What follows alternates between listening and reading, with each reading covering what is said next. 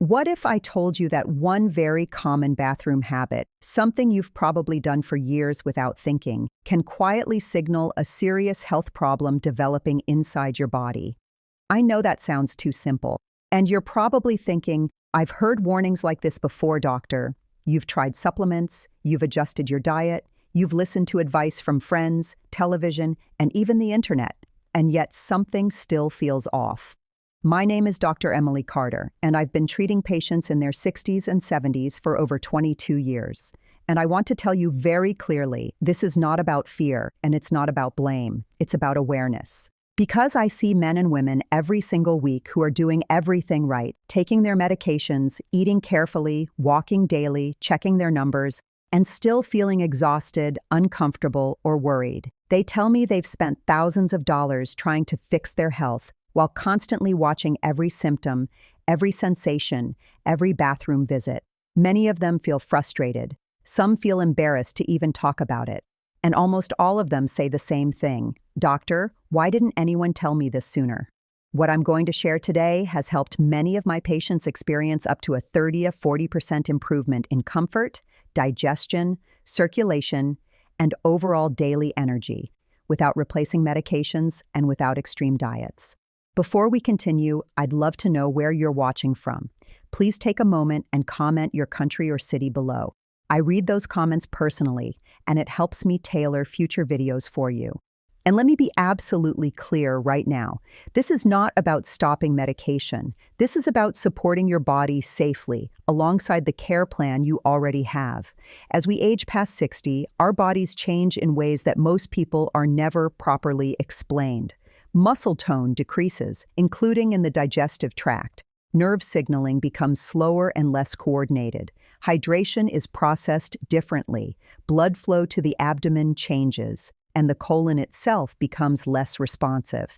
Here's what most people, including many healthcare providers, completely miss: how timing and habit patterns affect pressure, circulation, and nerve signaling during bathroom use.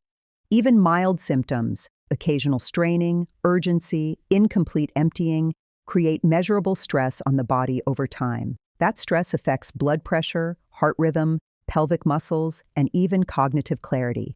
Small things, repeated daily, add up.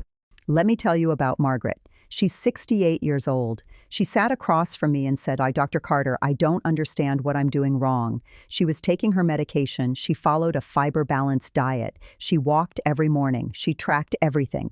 Her husband was worried because she seemed more tired and anxious lately. She admitted she was spending longer and longer in the bathroom, often straining, often rushing. I asked her one simple question about when and how she went to the bathroom each day. That was the moment everything changed. The issue wasn't what she was eating. It wasn't her medication. It was a timing and posture habit she'd been repeating for decades. We made a few very specific changes: exact timing, exact positioning, exact hydration amounts. 2 weeks later, she called my office. Her voice sounded different, calmer, less strained. 1 month later, her discomfort had dropped by 35%, and her blood pressure readings were more stable. She laughed and said, I honestly thought you were a little crazy, doctor, but it worked. Before I teach you the method, let me explain the 3 most common mistakes I see every single week. The first mistake is rushing. Think of it like trying to squeeze toothpaste out of a nearly empty tube by force. It only creates pressure and irritation. The second mistake is poor hydration timing. It's like watering a plant after the soil has already turned dry and compacted. The water runs off instead of soaking in. The third mistake is posture. Scientifically speaking, incorrect positioning increases rectal angle resistance by up to 30%, forcing your body to strain harder than necessary.